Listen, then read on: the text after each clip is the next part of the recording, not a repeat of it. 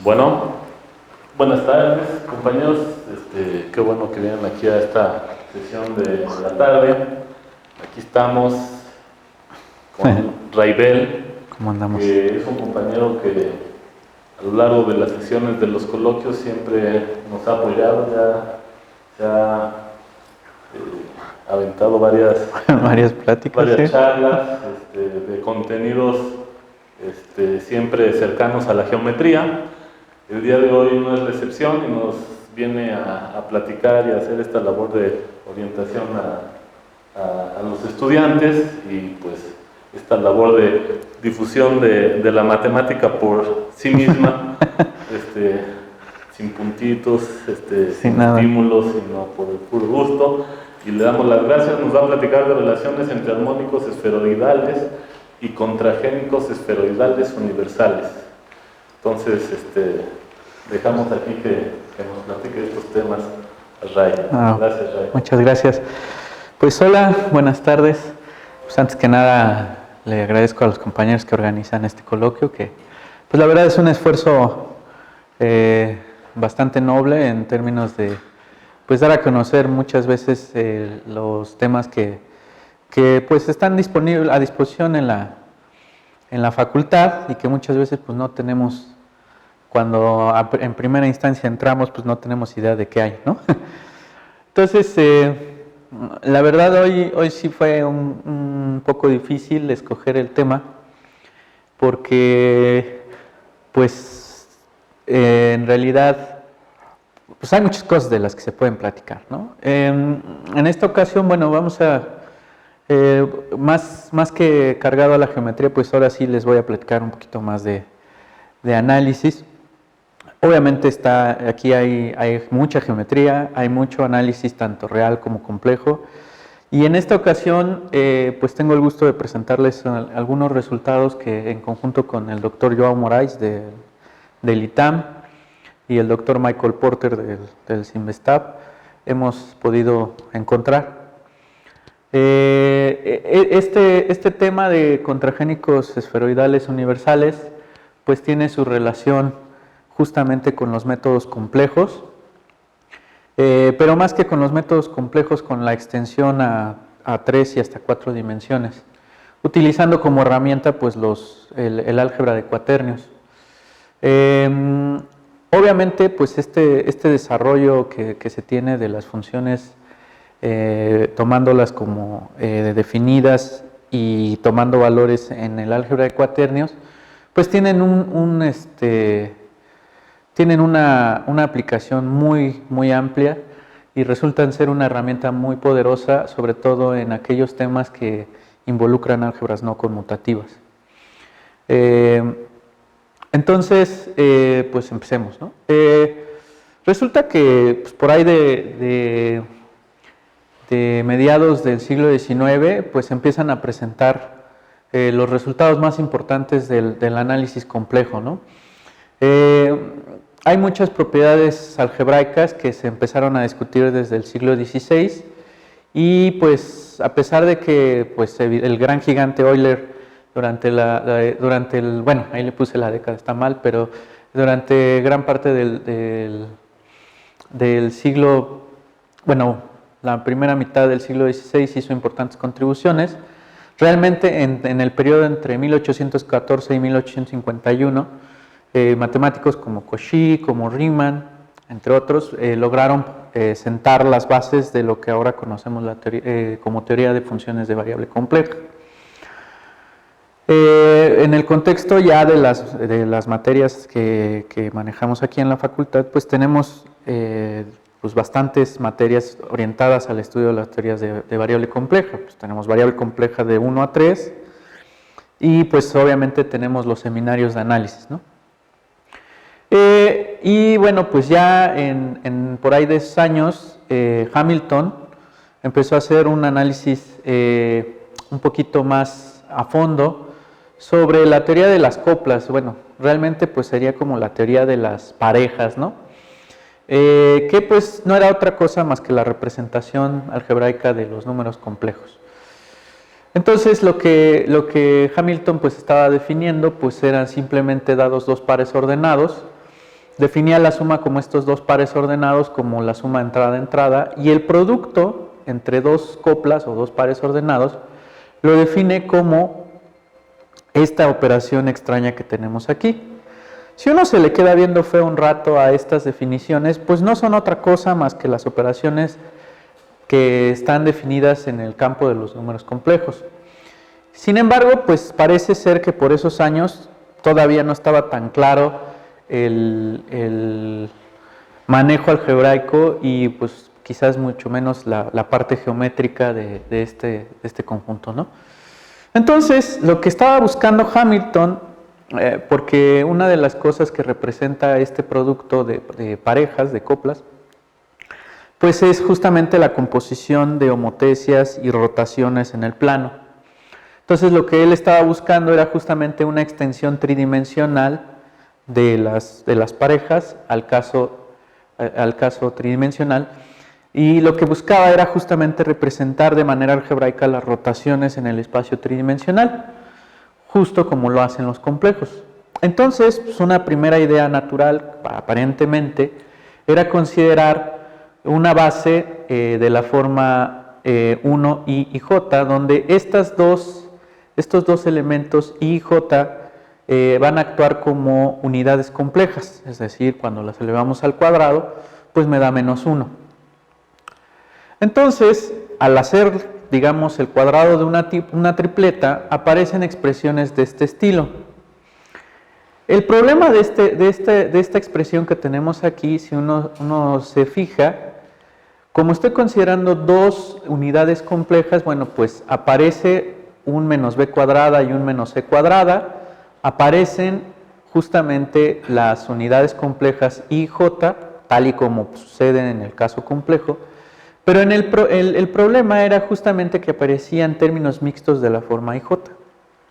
Bueno, pues entonces lo que hizo fue, bueno, lo que yo quiero es, voy a considerar el módulo de esta tripleta elevado al cuadrado, y entonces al considerar el módulo de esta cosa elevada al cuadrado, aparecen expresiones de este estilo.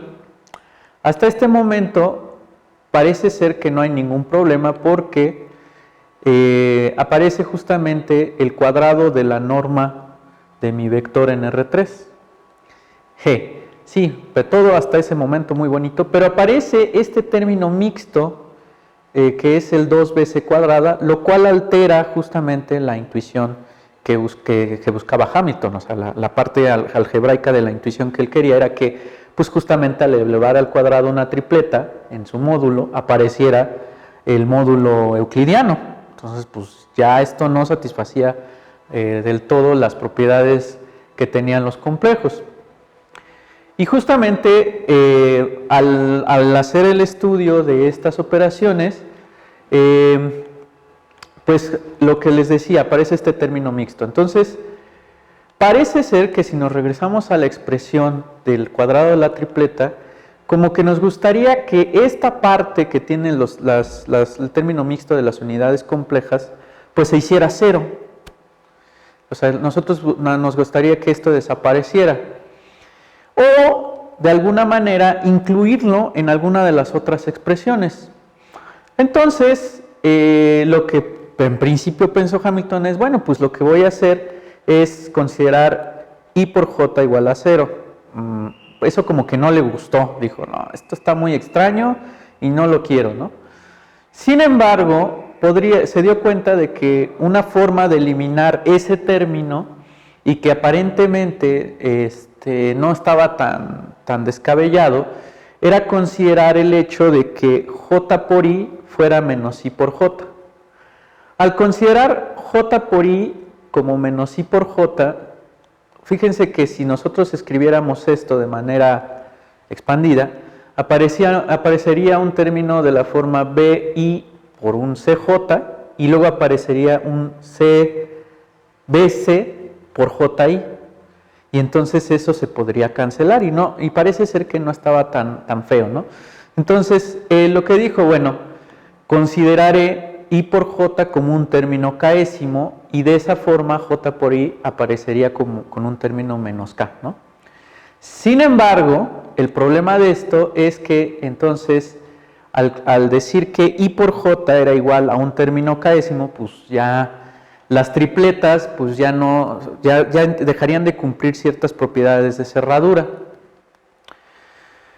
Y justo eso es lo que hace, ¿no? Agarra dos tripletas de la forma ABICJ y XYZJ, las multiplica, y entonces al multiplicar dos tripletas, pues justamente la propiedad de cerradura no se satisface. Entonces una posibilidad que se da es considerar k igual a 0. Y entonces se pregunta, bueno, ¿qué pasa si hago k igual a 0? ¿Qué onda con el módulo, no? Entonces, pues yo quiero que otra propiedad que tienen los números complejos es que si yo multiplico dos números complejos y considero su módulo, pues su módulo es justamente el producto de los módulos. Pues una pregunta natural es, bueno, si considero k igual a 0, tomando esta expresión que tengo aquí, pues me gustaría que el producto de los módulos fuera justamente el módulo del producto, tomando k igual a 0. Entonces, esto lo llevaba a plantear esta ecuación que tenemos acá. Pues justamente si uno observa esta expresión, pues ya la respuesta es inmediatamente no. O sea, no se satisface la propiedad que tienen los complejos de que el módulo de los productos sea el producto de los módulos, ¿no? Tomando la hipótesis k igual a 0.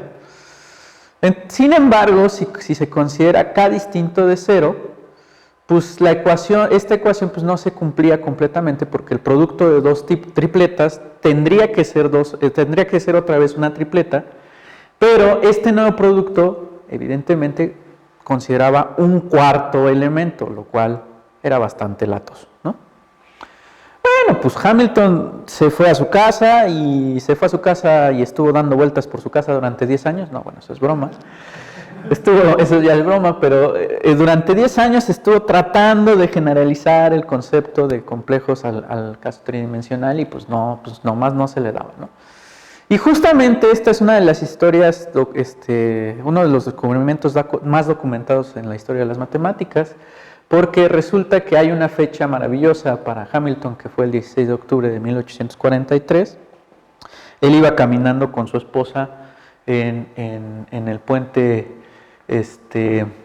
del Royal Canal en Dublín, y ahí justamente tuvo la idea reveladora, que incluso según dicen que la grabó ahí en el puente con un cuchillo, y esa idea reveladora fue justamente esta: considerar una tercera unidad compleja que además de alguna manera satisfaciera esta propiedad, que I por J por K fuera igual a menos 1. Entonces resulta que pues la extensión de los complejos a una dimensión superior a 2 pues ya no era de tipo tridimensional, sino en 4 dimensiones. De esta forma nacen los cuaterniones. Esta historia fue documentada gracias a una carta que le envió a su hijo el 5 de agosto de 1865, y es por eso que esta historia está tan bien documentada, ¿no? Entonces, pues ahora sí, puedo dotar de alguna manera a R4 de una operación muy parecida a la que tenemos en el caso complejo. Lo que hago ahora es, ahora voy a salirme un poquito de la notación de Hamilton. Recuerden que Hamilton pues usaba I, J y K, tratando de recuperar la notación compleja. Aquí me voy a salir un poquito, voy a utilizar en lugar de I, J, K, voy a tomar E sub L con L entre 1 y 3, tratando de recordar a la notación que se tiene en álgebra lineal para la base canónica de R4. Entonces, lo que hago es plantear las siguientes reglas de multiplicación. Esto lo que me está diciendo es, bueno, si yo tomo dos elementos de esta base y los multiplico, pues justamente EI por EJ me va a dar menos EJ por EI. Si I es si I es igual a J, pues lo que voy a obtener aquí es un menos 1, y lo que voy a hacer es tomar una notación cíclica en el sentido de que si yo multiplico E1 por E2, me va a dar E3. Si yo multiplico E2 por E3 me va a dar E1, y si yo multiplico E3 por E1 me va a dar E2. Ya no lo puse aquí, a parecer que ahí se me olvidó, pero de alguna manera esto queda implícito en esta notación. Entonces, lo que estoy haciendo es, ustedes me pueden decir, oye, pero pues aquí nada más tienes 3 generadores, ¿no? El E1, E2, E3, ¿no? Que estabas en R4. Bueno, el otro generador lo tomo como la unidad real, o sea, voy a tomar E0, voy a decir que E0 pues va a ser igual a 1. Entonces, con estas condiciones se puede hacer una correspondencia entre los elementos de R4 y un cuaternio, es decir, un cuaternio, un elemento en R4, digamos de la forma Q0, Q1, Q2, Q3, Q3, lo voy a poder representar de esta forma, donde estas son las coordenadas de mi vector en R4 y pues estas son las unidades complejas y la unidad real en que les platiqué antes, ¿no? Entonces, bueno, pues se empiezan a generar las mismas propiedades que tengo en el caso de los complejos. Yo, por ejemplo, voy a decir que 2 cuaternios son iguales si son iguales entrada a entrada, pues como se tiene en R4. Yo puedo sumar 2 cuaternios, al igual que en el caso complejo, sumando entrada a entrada. Y bueno, pues aquí el problema del producto de cuaternios es que se vuelve un poquito más complicado. Voy a definir el producto de 2 cuaternios como toda esta expresión horripilante que aparece aquí. Horripilante, entre comillas, porque vamos a ver qué es lo que pasa. Si uno se le queda viendo feo un rato, esto de aquí, P0 por Q0, es como que el producto de las partes escalares de P y Q. Esto que tenemos aquí, P1, Q1, P2, Q2, P3, Q3, nos hace recordar de alguna manera el producto punto de 2 vectores, a saber, el vector P1, P2, P3 con el vector Q1, Q2, Q3. Si uno ve esto, aquí aparece un P0, P0, P0 por Q1, Q2 y Q3, acompañado de su respectiva unidad compleja. Y aquí, por ejemplo, aparece Q0 multiplicado por P1, P2 y P3. Entonces parece que esto es el producto de un escalar por el vector P1, P2, P3 y un escalar por el vector Q1, Q2, Q3. Solo falta como ver qué está pasando con esta parte de aquí. Esta parte de aquí pues parece que no es tan intuitiva, pero vamos a ver que sí.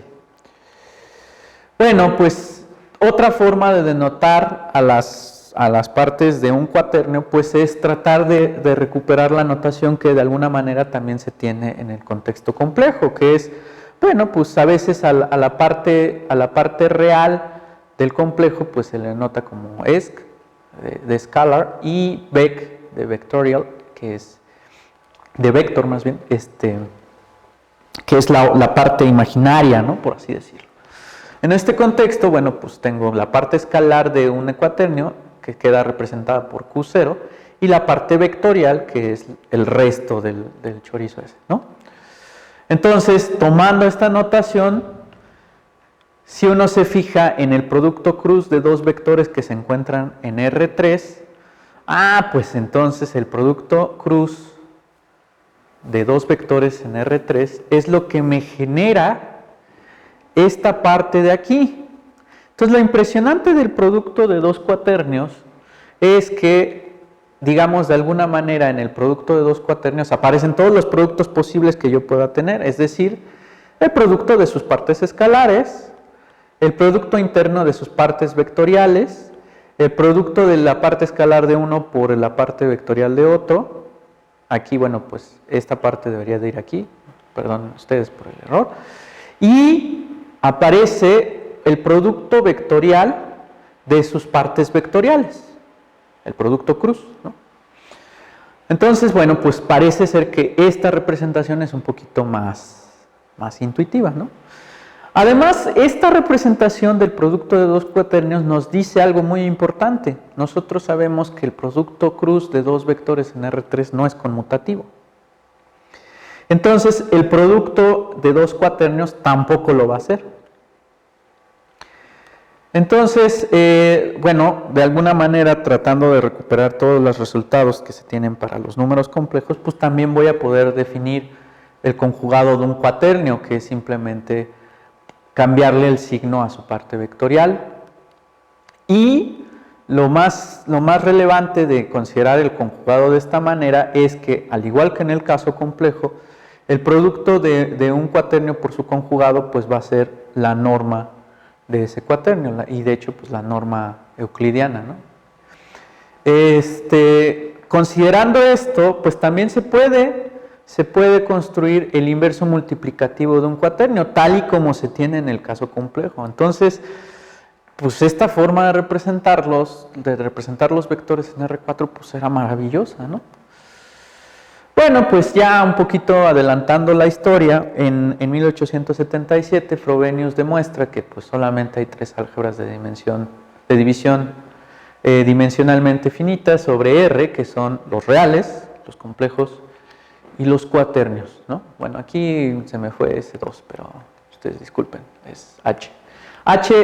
Esta H representa a los cuaternios y bueno, pues se le puso H en honor a Hamilton, ¿no? Pero bueno, pues yo me voy a alocar un poquito y voy a considerar el subconjunto de H que sea de la forma, o sea, voy a tomar todos los cuaternios x0 más x1 e1 más x2 e2 más x3, pero donde esta última parte sea igual a 0. A este subconjunto se le conoce como el conjunto de cuaternios reducidos. ¿Qué ventajas tiene? Bueno, pues que si ustedes se fijan, esta es como que una representación de los elementos en R3, ¿sale? Y bueno, pues tomando las operaciones definidas en R4 a través del álgebra de cuaternios, pues puedo equipar a R3 con una operación de multiplicación. Ustedes me van a decir, oye, pero tú desde el principio me dijiste que si multiplicas 2 tripletas, pues nanay que es una tripleta. Bueno, pues sí, lamentablemente se pierde la propiedad de cerradura, ¿no? Porque este objeto que yo denoté por una A garigoleada, pues no es cerrada bajo la multiplicación cuaterniónica, solo va a ser un subespacio vectorial real, pero pues no va a ser una subálgebra de H. Existe otra forma de encajar los elementos de R3 en los cuaternios, que es por qué no consideras en lugar de la parte de E3 igual a 0, la parte escalar igual a 0 y considerar lo que se le llamaría cuaternio puro. Sin embargo, resulta que al hacer una serie de investigaciones que se desarrollaron ya entrado el siglo XX, pues muchas propiedades, sobre todo de expansiones en serie de las funciones cuaternio reducido evaluadas, se recuperan utilizando justamente la representación en la cual x3 es igual a 0. O sea, se tienen ciertas ventajas y ciertas desventajas. Desventaja, se pierde la cerradura bajo producto cuaterniónico. Ventaja, pues que algunas propiedades de la teoría de funciones de variable compleja se recuperan considerando x3 igual a 0.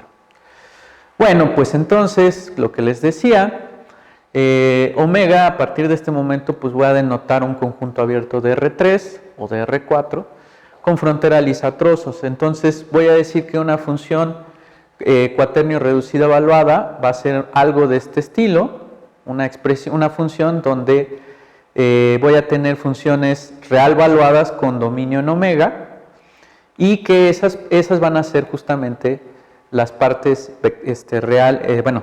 escalar y vectorial de mi función f, ¿sale?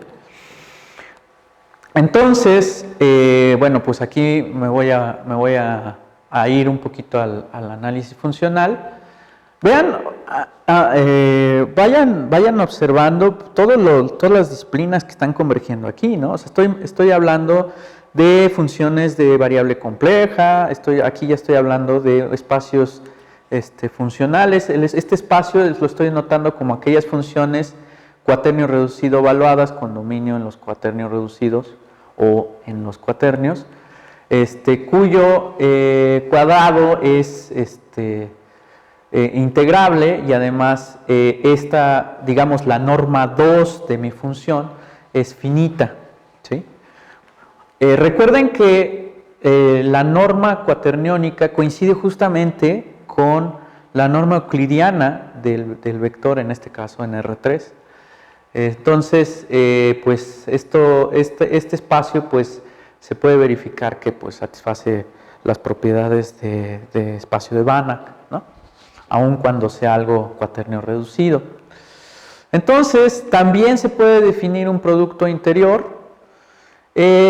Aquí, bueno, hay una pequeña disputa respecto al hecho de que esto no es un producto interior como tal, sino una forma bilineal, porque resulta que bajo ninguna circunstancia, definiendo este producto, se va a satisfacer que si yo multiplico por un escalar cuaterniónico a esta función f, pues lo va a sacar como lo haría usualmente un producto interior. Bueno, pero para nuestros fines, para lo que nosotros queremos, vamos a definirlo simplemente como la parte escalar de esta integral, de este producto de estos dos cuaternios, que coincide justamente con esta expresión que tengo acá. O sea, lo que quiero decir, justamente pues aquí lo dice la lámina, este producto no es homogéneo para los escalares cuaterniónicos. Entonces, pues, en sentido estricto, tomándolo sobre el álgebra de cuaternios, esto no es un producto interior. Sin embargo, bueno, sí es un producto interior considerándolo como producto con reales, ¿no? Entonces, ahora sí, vamos a entrar en la parte de lo que les traigo hoy. Un resultado que aparece en variable compleja es una función armónica, es aquella que pertenece al kernel del operador laplaciano. El operador laplaciano pues es justamente la suma de las segundas parciales con respecto a las variables, ¿no? En cuestión, en este caso, como tengo tres variables, las segundas parciales con respecto a x, con respecto a y, con respecto a z, aplicada a una función. Entonces, un resultado muy importante dentro del contexto de la variable compleja es que cualquier función armónica se puede expresar como la suma de una función holomorfa y una función antiholomorfa, siempre y cuando, bueno, pues esta función esté definida sobre el disco unitario. Bueno, entonces una pregunta natural es, ok, ¿qué pasa si yo hago la extensión a funciones que estén definidas sobre los cuaternios, ¿no? Para empezar. Entonces, existen muchas generalizaciones para funciones que en el contexto ya de dimensiones superiores se les llama monogénicas. Una función va a ser monogénica si satisface como una propiedad de holomorfía similar al caso de las funciones complejas. Un poquito más adelante les platico qué es esto de función monogénica. Entonces, existen generalizaciones para el contexto del álgebra de cuaterniones, o sea, para funciones cuaternio definidas y evaluadas, para funciones que están definidas en algo que se llama álgebra de Clifford, e incluso para funciones monogénicas que toman valores en los cuaternios y están definidas en R3. Las generalizaciones, es decir, una función armónica, de alguna manera se va a poder seguir escribiendo como la suma de una función monogénica y una antimonogénica. Pero la parte más interesante es que para el caso de la bola en de la bola en R3, esta propiedad de función armónica no se cumple. Y si ustedes se fijan, pues es un resultado relativamente nuevecito, de 2013. Es decir, lo que quiero decir con esto es que es posible encontrar funciones armónicas que se puedan escribir como funciones monogénicas, antimonogénicas y una parte más. Esas funciones que es la parte más son a las que se les conoce como funciones contragénicas. Entonces, bueno, pues esto ya está poniendo un poquito más tétrico, ¿no? Bueno, en este artículo que les menciono acá, aparece justamente por primera vez el concepto de función contragénica para el caso de funciones que están definidas sobre la bola, funciones de polinomios homogéneos armónicos definidos sobre la bola. Entonces, bueno, pues resulta que para poder trabajar con estos objetos necesito de entrada unas funciones que se estudian incluso en varias áreas, particularmente en ecuaciones diferenciales. Los conocidos como polinomios de Legendre. Los polinomios de Legendre quedan definidos por esta fórmula, que pues es están definidos por una ecuación diferencial ahí. Y de alguna manera inductiva se puede obtener una expresión explícita para los polinomios de Legendre que son de esta forma. Esta expresión, ¿de qué me sirve? Pues de asegurarme de que en efecto es un polinomio. ¿Sale? Pero no solamente eso, sino que además me permite determinar ciertos valores específicos para los polinomios de Legendre en algunos lugares. Por ejemplo, si tomo t igual a 1, el polinomio de Legendre vale 1, y si pongo t igual a menos 1, pues va a haber una variación ahí de menos 1 a la n. A partir de los polinomios de Legendre se pueden crear unas funciones que se les llaman funciones asociadas, bueno, a veces se les llama de Ferrer, a veces se les llaman funciones asociadas de Legendre, y quedan definidas por una expresión parecida a la anterior a partir de una expresión diferencial. Estas funciones en principio se definieron para el caso en que t tiene un valor absoluto menor que 1. Pero para el caso en que el valor absoluto de t no es menor que 1, en el caso en que t no esté en este intervalo, puedo definir los polinomios, las funciones asociadas de Legendre de esta manera. Fíjense que lo único que estoy haciendo es quitar este menos 1 a la m y cambiándole el signo acá. ¿Con qué objeto? Pues con el objeto de que aquí pues no aparezcan cosas complejas. ¿Sale? Entonces, a partir de las funciones asociadas de Legendre, yo puedo construir algunas funciones que se conocen como armónicos esféricos. Los armónicos esféricos juegan un papel fundamental, por ejemplo, en el contexto de muchos problemas de la física, como la ecuación de Helmholtz, la ecuación de calor, la ecuación de onda. Resulta que estos polinomios pues son soluciones a la ecuación laplaciana. Entonces, estos objetos que aparecen acá pues resultan ser de una importancia bastante grande en el contexto de la física, ¿sale? Bueno, resulta que estos polinomios que estoy obteniendo acá conforman una base ortogonal sobre la esfera. ¿En qué sentido estoy hablando de que base ortogonal sobre la esfera? ¿Se acuerdan que yo definí un producto interior sobre un dominio que estaba contenido en R3 de esta manera? Bueno, cuando estas funciones que yo tenía como cuaternio reducidas tienen una parte vectorial igual a 0, pues justamente tengo funciones escalares. Entonces, esta ortogonalidad que yo tengo, de la que estoy hablando aquí, justamente tiene que ver con el producto interior de L2. Resulta que se puede verificar, y bueno, pues es algo al menos a mí me sorprende, que estas funciones son ortogonales bajo ese producto interior. Y además, pues son armónicas, ¿no? Bueno,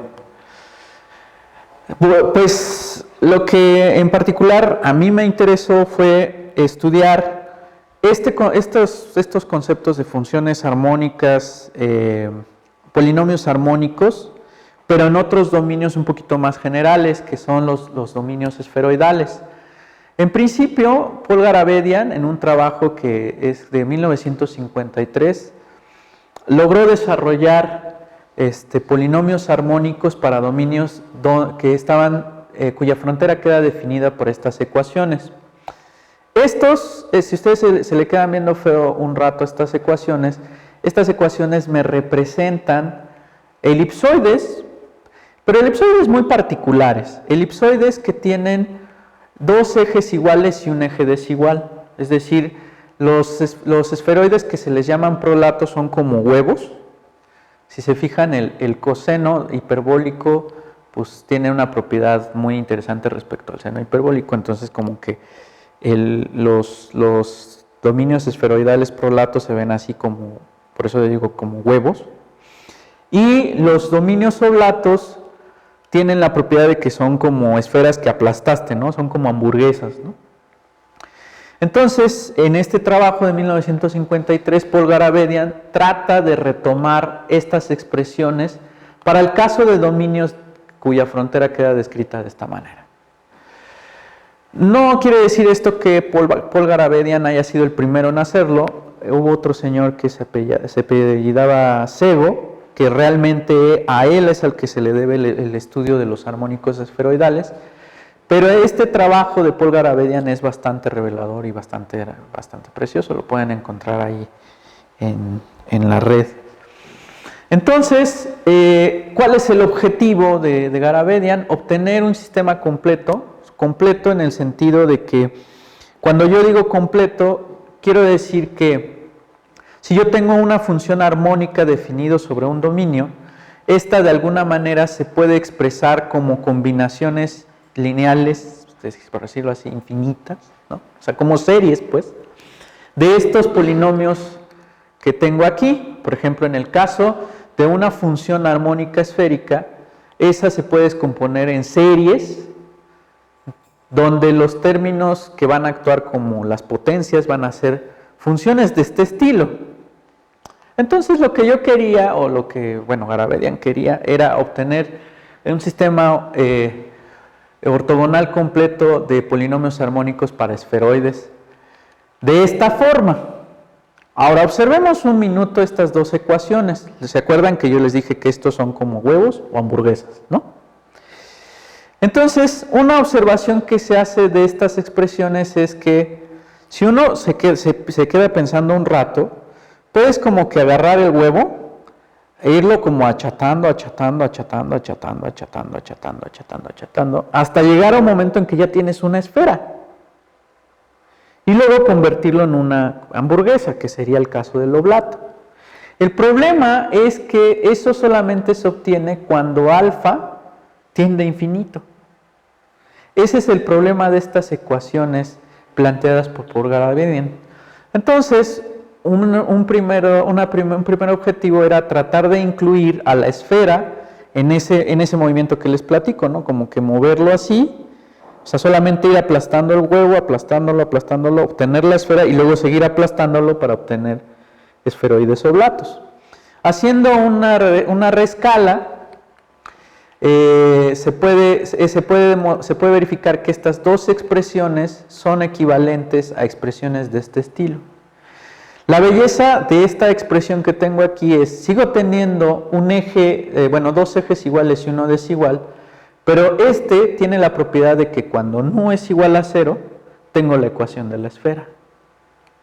Si nu es mayor que 0, pues este eje es más grande que este, entonces tengo un oblato. Y si nu es menor que 1, ¿verdad? Si nu es menor que 0, si nu es menor que 0, este eje es más pequeño que este, con lo cual pues tengo un prolato.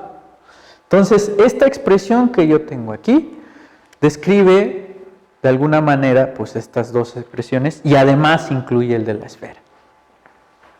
Entonces, pues, una primera pregunta era ver si los polinomios que yo tenía definidos para Garabedian, para estas expresiones dadas por Garabedian, se podían recuperar para este caso. La respuesta es afirmativa. Lo que hago ahora es introducir un cambio de variable de tipo esferoidal, tomando un factor de escala de esta forma, 1 menos c a la 2 nu. Está precioso porque entonces, a partir de este momento voy a denotar como x barra este vector. Tomando eso como punto de partida, se puede obtener una expresión de la forma, de esta forma. Lo que esta expresión me está dando es como, si ustedes se fijan aquí, cuando mu es igual a 0, si es que eso se puede, claramente sí se puede, cuando mu es igual a 0, esto que tengo aquí es justamente 2 veces la norma del vector x, y, z. ¿Esto para qué me sirve? Bueno, defino las funciones para el caso esferoidal, para el caso de este dominio. Las funciones armónicas esferoidales las voy a definir ahora como este producto de funciones asociadas de Legendre con un phi. Este phi que estoy poniendo aquí no es otra cosa más que coseno de m phi o seno de m phi multiplicada por los factores de escala alfa y mu. Este factor de escala tiene mucho que ver porque en un comportamiento asintótico voy a poder recuperar a los armónicos esféricos. Bueno, considerando el caso, recuerdan que yo les había dicho que esto cuando mu es igual a 0 es 2 veces la norma del vector x, y, z, ¿no? Bueno, resulta que se puede, mediante alguna manipulación algebraica de estas operaciones que tengo, de estas ecuaciones que tengo aquí, se puede obtener que el coseno de u lo puedo expresar en términos de la coordenada x y esta función que tengo acá. El coseno hiperbólico va a quedar en función de esta de aquí y la mu que tengo acá. Entonces ustedes me van a decir, oye, espérate, pero tú me dijiste que mu podía ser 0 y aquí parece ser que mu no puede ser 0. ¿Se acuerdan de las expresiones de Garabedian? Yo les había dicho que cuando alfa tiende a infinito, estos dos tienden a parecerse mucho a una esfera, ¿no? En el infinito, pues todo es esférico, parece ser, ¿no? Bueno, pues parece ser que esto es un problema. Bueno, se puede hacer algo que se llama continuación analítica. ¿Por qué hablo acerca de continuación analítica? Porque cuando nu es mayor que 0, pareciera que esto es complejo. Entonces este factor de escala deja de ser real y entonces parece que tengo ahí un problema al momento de hacer los cambios de variable. Pero no se preocupen, resulta que no va a haber ningún problema.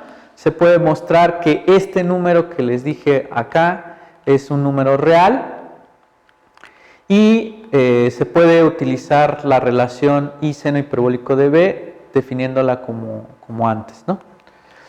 Entonces, toda esta construcción que les acabo de platicar a muy grosso modo, me permite justamente completar la construcción de los armónicos esferoidales. Ahora, ¿por qué les decía que es importante el hecho del comportamiento asintótico? Les decía, aquí parece ser que mu no puede ser 0. Bueno, si observamos esta expresión que tengo acá, aquí aparece un mu a la n multiplicado por esta función asociada de Legendre, evaluada en coseno hiperbólico de B. Realizando un análisis más específico, más a fondo de estas funciones que tengo acá, resulta que, como les decía, cuando mu tiende a 0, estos dos que están aquí parece que tienden a 2 veces la norma del vector x, y, z. ¿Se fijan? 2 veces la norma de x, y, z. Cuando mu tiende a 0, esto tiende a x entre la norma de x. Eso está bastante bien. Ahora, ¿qué onda con la otra parte? Esta parte que es justamente el producto de esta función por esta que tengo acá, al utilizar, ¿se acuerdan de las expresiones explícitas que di al principio de la plática? Al hacer pues un cálculo de las expresiones explícitas, obtengo que esta parte tiende al módulo del vector x elevado a la n entre esta alfa nm. Bueno, pues entonces regresemos. Si hago tender mu a 0, estas dos, este mu a la n con este que tengo acá, va a tender al módulo de x a la n entre alfa nm. Ese alfa nm va a cancelar con este de acá. Entonces me va a quedar justamente la expresión que yo tenía para los armónicos esféricos.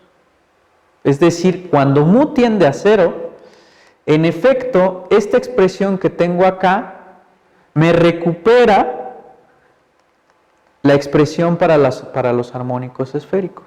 Entonces, esta familia de funciones no solamente representa los armónicos esferoidales, sino también generaliza los armónicos esféricos. Bueno, pues toda esta construcción, aquí se los pongo de manera explícita. Esta parte pues tiende a esta función que tenía aquí, que es justamente la expresión de la parte radial, digamos así, de los armónicos esféricos. Entonces, se puede verificar que esta familia de funciones es ortogonal en diferentes productos interiores. Uno de ellos es el producto interior de Dirichlet. Lamentablemente, estas funciones no son ortogonales en el producto clásico, en el E2, para lo cual busco definir de otra manera a las funciones armónicas esferoidales que sean ortogonales en este espacio. Construyo entonces estas funciones. Voy a derivar únicamente con respecto a la primera entrada. Entonces, algo sorprendente que logra demostrar Garabedian es que ya estas funciones son ortogonales en L2. Bueno, padrísimo. Son funciones armónicas que además son ortogonales en L2 y además estas me van a servir para poder dar una expansión en series, en este caso serían series como de Fourier, para funciones armónicas definidas sobre esferoides. Bueno, y ahora empiezo a hablar como en una especie de galimatías de numeritos, porque van a empezar a aparecer muchas expresiones. Bueno, defino, saliéndome un poquito ya de las funciones armónicas esferoidales, empiezo a definir escalares algo extraños. Este número que aparece aquí simboliza el símbolo de Pochhammer. Entonces, ¿qué onda con esto? Bueno, lo que yo quiero ahora es encontrar de alguna manera una relación, en principio, entre los armónicos esféricos y los armónicos esferoidales. Ahora, si yo tengo dos esferoides con factor de escala mu y mu tilde, por así decirlo, ¿cuál es la relación que guardan las bases entre sí? Lo que a mí me gustaría sería encontrar expresiones que relacionen esas bases entre sí. Bueno, para eso voy a construir estos escalares que tengo aquí, que pues se ven como en principio muy extraños, ¿no? Bueno, voy a definir además esta otra expresión que tengo acá. Estas tres expresiones en combinación resulta que me generan una tercera combinación que es esta expresión que le llamé WNMK. Si ustedes se fijan aquí, lo que estoy ya haciendo es encontrando una relación entre los factores de escala mu y mu tilde. Estoy combinando todos estos escalares. Este resultado lo obtuvimos a través de alguna experimentación numérica y estar observando ahí en tablas de matemática, agarrar las expresiones y tratar de ver a qué se parecen, y logramos determinar que los factores de relación entre estos factores de escala pues eran estos. Entonces, aquí está ya un poquito medio tétrica la plática. ¿Por qué? Porque empieza a aparecer algo que se llama la función hipergeométrica de Gauss. La función hipergeométrica de Gauss proviene de una expresión que se llama la ecuación hipergeométrica. Y la ecuación hipergeométrica es muy importante en el contexto de las ecuaciones diferenciales porque pues dan origen a muchos sistemas de polinomios, los polinomios de Legendre, los polinomios de Laguerre, los polinomios de Hermite. En ecuaciones diferenciales se hace un estudio más profundo de esto. Bueno, pues resulta, ¿se acuerdan de esta expresión que tengo acá arriba? Esta expresión que tengo acá arriba resulta ser equivalente al producto de este numerito por una potencia de mu tilde a la 2k por la función hipergeométrica gaussiana con estos parámetros. Este resultado sí ya es un resultado que nosotros logramos determinar en un artículo. ¿Y para qué nos sirve esta cosa? Bueno, pues esta cosa nos sirve, bueno, aquí hay algunas propiedades de comportamiento asintótico. ¿Para qué me sirven estas expresiones? Para empezar a encontrar relaciones entre los armónicos esferoidales y los armónicos esféricos. Y el teorema más importante que tengo es que esta expresión que les presenté en términos de la función hipergeométrica es justamente los escalares que yo necesito para hacer el cambio de base entre un sistema y otro. Bueno, aquí les quería presentar la demostración, pero pues ya está un poquito más complicado, ¿no? Bueno, entonces las funciones monogénicas. ¿Qué son las funciones monogénicas? Bueno, les recuerdo que el álgebra de cuaternios lo estoy pensando como el generado por estas bases. Los cuaternios reducidos son aquellos que tienen su tercera entrada igual a 0. Voy a introducir un operador diferencial que es el operador de Cauchy. Y resulta que una función va a ser monogénica, una función cuaternio reducido evaluada definida en cuaternios reducidos, va a ser monogénica. Recuerden que aquí tengo que hablar por la izquierda, por la derecha, por la no conmutatividad de los cuaternios, si esta función pertenece al kernel de este operador. Esto es bastante revelador porque esto es equivalente a lo que nosotros tenemos en variable compleja. En variable compleja nosotros decimos que una función es holomorfa si pertenece al kernel de este operador, que es el operador de Cauchy, Cauchy-Riemann. Bueno, pues entonces una función es antimonogénica si pertenece al kernel del otro operador. Voy a decir, en este contexto, pues va a haber funciones que se llaman constantes monogénicas, son aquellas que se encuentran en el kernel de los dos operadores, o sea, que son monogénicas y antimonogénicas. En particular, una función monogénica o antimonogénica es armónica. Entonces, bueno, una función monogénica, después de hacer las operaciones algebraicas acá, resulta que satisface un sistema de ecuaciones diferenciales que se llama el sistema de Riesz, de este estilo. Y en el caso solamente de funciones cuaternios reducidos valuadas, resulta que una función es monogénica solamente si su conjugada es antimonogénica. Bueno, también se tiene que una función monogénica por la izquierda lo es también si es por la derecha. Esto solamente es cierto para el caso de funciones R3 valuadas. Si quieren como que algo más preciso respecto a esto, pues aquí les presento algunos resultados.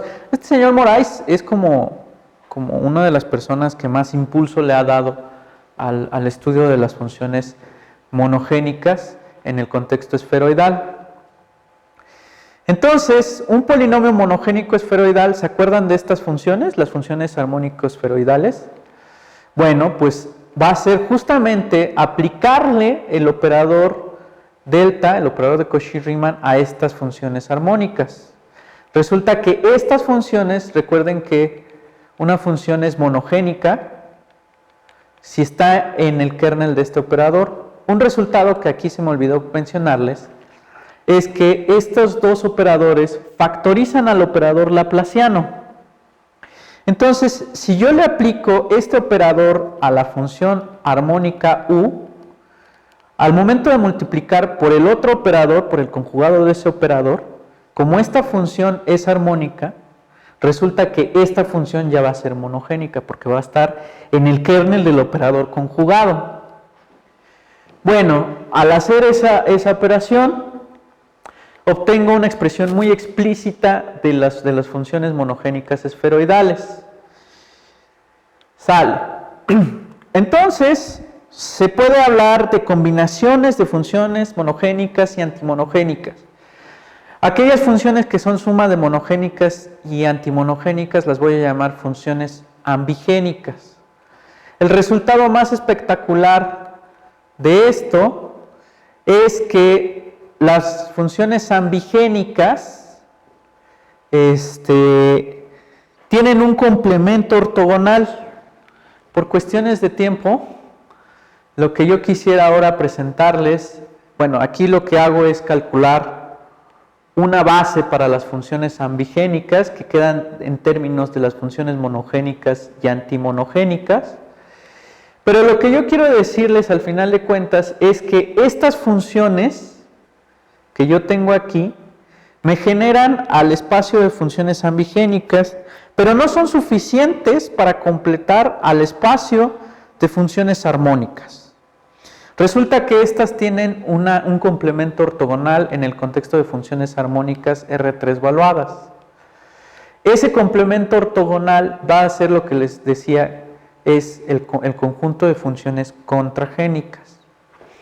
Bueno, pues en este trabajo que les estoy presentando a grandes rasgos, lo que nosotros verificamos es justamente que, bueno, en el artículo que les menciono aquí, este artículo, se demuestra que para cualquier dominio, sin importar si es esférico, esferoidal o como sea, para cualquier dominio contenido en R3, si yo tengo el sistema de funciones ambigénicas, no son suficientes para completar a las funciones armónicas, necesito a las funciones contragénicas para poder expresar a una función armónica como combinación de monogénicas, antimonogénicas y esa parte que resulta ser el complemento ortogonal. Entonces, en particular para el caso esferoidal, nosotros nos dimos a la tarea de calcular una base para el conjunto de polinomios contragénicos de grado n en el contexto esferoidal. En este artículo, que lo publicamos el año pasado, se presenta una construcción muy explícita de esta base. Nuevamente aparecen expresiones horripilantes, ¿no?, entradas en términos de las normas de los armónicos esferoidales, y resulta que después de un buen rato, después de una serie de cálculos, las expresiones para los polinomios contragénicos básicos en un dominio esferoidal quedan dadas por esta cosa. Bueno, les platiqué así como ya muy rápido qué es lo que está pasando. Ahora, la plática propiamente se titula Funciones contragénicas esferoidales universales. Bueno, ¿se acuerdan que logramos obtener relaciones entre polinomios armónicos esferoidales de diferentes sistemas? Algo que logramos obtener recientemente es una relación entre el sistema de polinomios contragénicos, entre sistemas de polinomios contragénicos. Logramos demostrar que hay ciertos elementos de esta familia de polinomios contragénicos que lo son para cualquier dominio esferoidal. Los polinomios contragénicos no son contragénicos en cualquier dominio, a diferencia de las funciones monogénicas y antimonogénicas, en sí por la definición de función contragénica. La definición de función contragénica dice que pertenecen al complemento ortogonal definido sobre el dominio en particular omega, es decir, no es una condición general, global, como el caso de las funciones monogénicas y antimonogénicas, sino que depende del dominio.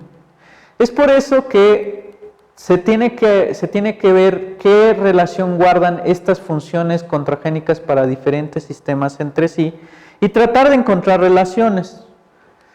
Sigue siendo un problema bastante tétrico, no hemos podido describir completamente estas relaciones, pero al menos sí logramos determinar que existen funciones que son contragénicas para cualquier dominio esferoidal, y esas funciones son a las que nosotros llamamos contragénicas universales, ¿no?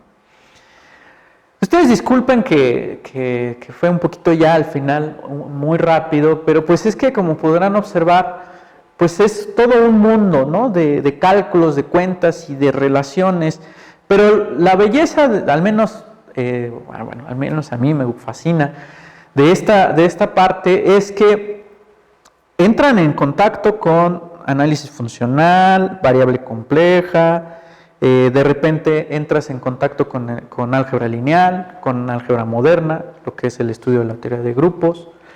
O sea, esta construcción de Garabedian, esta construcción que dio Garabedian sobre los dominios esferoidales y este rescalamiento tiene una esencia geométrica espectacular.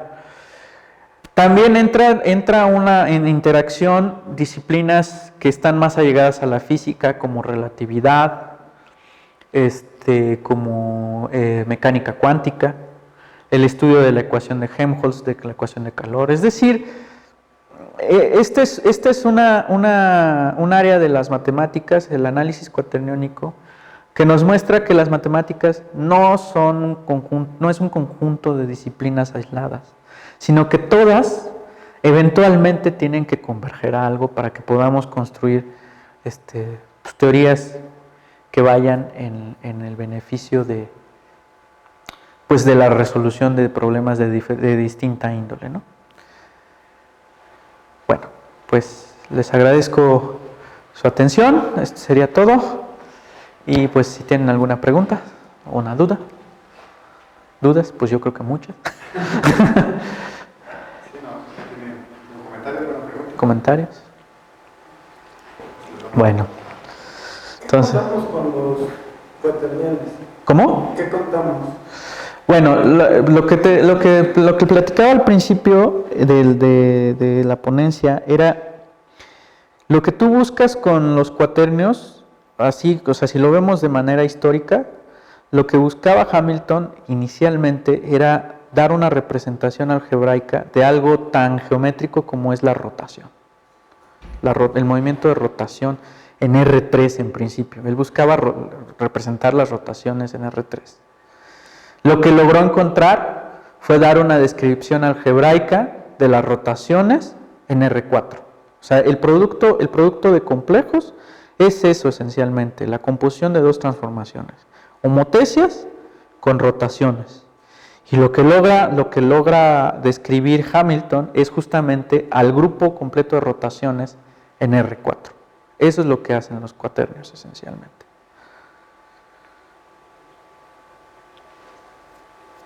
Bien, ¿alguna otra duda? Muchas gracias. Gracias a ustedes. Y bueno, vamos a dar por motivo de salud, César Cedillo no va a poder presentarse. Vamos a adelantar la última plática. Y pues, entonces hacemos el cambio. Igual se gustan tomar un poco de café. Cambio.